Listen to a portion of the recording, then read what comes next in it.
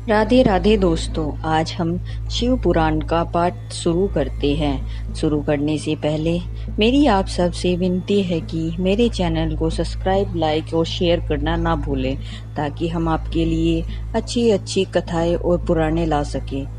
ओम नमः शिवाय। चलो आइए शुरू करते हैं। राधे राधे दोस्तों, आपका फिर से स्वागत है मेरे YouTube चैनल राधे श्याम में। आइए हम आगे की कथा शुरू करते हैं। सब लोगों के द्वारा तिरस्कार प्राप्त होने से सती देवी को बड़ा विस्मय हुआ, तो भी उन्होंने अपने माता पिता के चरणों में मस्तक झुकाया। उस यज्ञ में सती ने विष्णु और आदि देवताओं के भाग देखे हुए, परंतु भगवान शंभु का भाग कहीं नहीं दिखाई दिया। तब सती ने दुसहस क्रोध प्रकट किया। वे अपमानित होने पर भी रोष से भरकर सब लोगों की ओर क्रोध दृष्टि से देखती और दक्ष को जलती हुई सी बोली। सती ने कहा, प्रजापति, आपने परम मंगलकारी भगवान शिव को इस यज्ञ में क्यों नहीं बुलाया है, जिनके द्वारा यह संपूर्ण चराचर जगत पवित्र होता है, जो स्वयं ही यज्ञ है। यज्ञ वेदांतों में श्रेष्ठ है, यज्ञ में अंग है, यज्ञ की दक्षिणा है, यज्ञ में यज्ञ करता यजमान है। उन भगवान शिव के बिना यज्ञ की सिद्धि कैसे हो सकती है। आओ, जिनके स्मरण करने मात्र से सब कुछ पवित्र हो जाता है, उन्हीं के बिना किया हुआ यह सारा यज्ञ अपवित्र हो जाएगा। द्रव्य, मंत्र और हव्य कव्य, ये सब उनके स्वरूप हैं। उन्हीं भगवान शिव के बिना इस यज्ञ में यज्ञ का आरंभ कैसे किया गया है। क्या आपने भगवान शिव को सामान्य देवता समझकर उनका आदर किया है। आज आपकी बुद्धि भ्रष्ट हो गई है, इसलिए आप पिता होकर भी मुझे अधम जच रहे हैं। अरे, ये विष्णु और ब्रह्मा आदि देवता मुनि अपने प्रभु भगवान शिव के आए बिना ही इस यज्ञ में कैसे चले आए।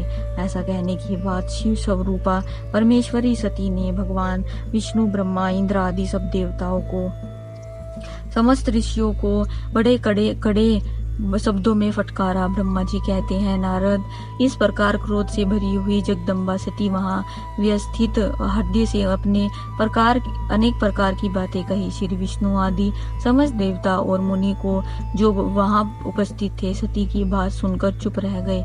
अपनी पुत्री के वैसे वचन सुनकर कुपित हुए दक्ष ने सती की और क्रूर दृष्टि से देखा और इस प्रकार कहा। दक्ष बोले, भद्रे, तुम्हारे बहुत कहने से क्या लाभ है।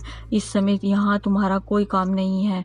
तुम जाओ, यहाँ ठहरो यह तुम्हारी इच्छा पर निर्भर है। तुम यहाँ आई ही क्यों। समस्त विद्वान जानते हैं कि तुम्हारे पति शिव अमंगल रूप हैं। वे कुलीन भी नहीं हैं, वेद से बहिष्कृत हैं और भूतों, प्रेतों तथा पिशाचों के स्वामी हैं। वे बहुत ही कुवेश धारण किए रहते हैं।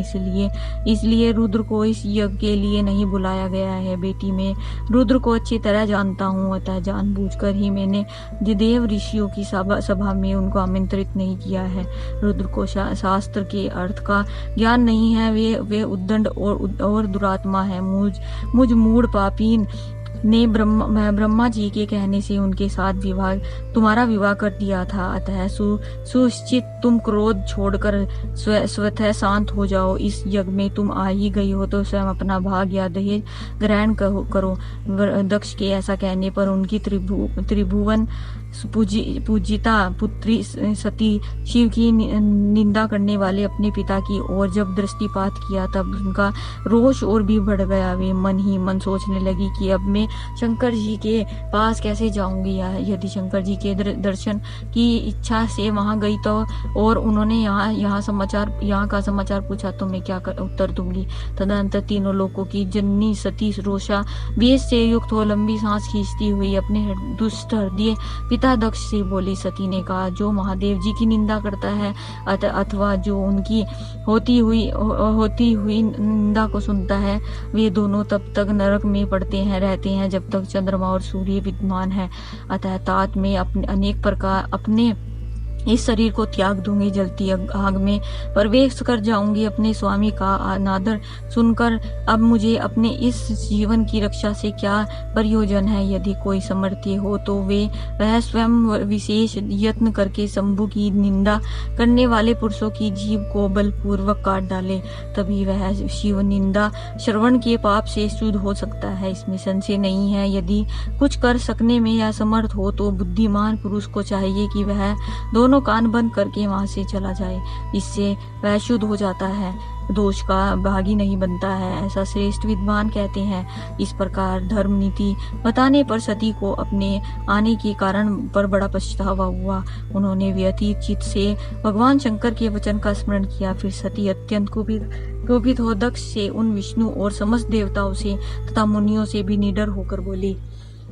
सती ने कहा था, तुम भगवान शंकर के निंदक हो, इसके लिए तुम्हें पश्चाताप होगा। यहाँ महान दुख भोगकर अंत में तुम यातना भोगनी पड़ेगी। इस लोक में जिनके लिए न कोई प्रिय है न अप्रिय, उन निवेर परमात्मा शिव के प्रतिकूल तुम्हारे सिवा दूसरा कोई चल नहीं सकता है। जो दुष्ट लोग हैं वे सदा ईर्ष्या पूर्वक यदि महापुरुषों की निंदा करे तो उनके लिए यह कोई आश्चर्य की बात नहीं है, परंतु जो महात्माओं के चरणों की रज से अपने ज्ञान नार्थकार को दूर कर चुके हैं, उन्हें महापुरुषों की निंदा शोभा नहीं देती। जिनका शिव यह दो अक्षरों का नाम कभी बातचीत के प्रसंग से मनुष्य की वाणी द्वारा एक बार भी उच्चरित हो जाए तो वह संपूर्ण पाप राशियों को शीघ्र ही नष्ट कर देता है। उन्हीं पवित्र कीर्ति वाले निर्मल शिव से तुम द्वेष करते हो। आश्चर्य है, वास्तव में तुम अशिव अमंगल रूप हो। महापुरुषों के मन रूपी मधुर कर ब्रह्मानंद में रस का पान करने की इच्छा से उनके स्वार्थदायक चरण कमलों का निरंतर सेवन किया करते हैं। उन्हीं से तुम्हें मूर्खतावश द्रोह करते हो, जिन्हें तुम नाम से शिव और काम से अशिव बताते हो।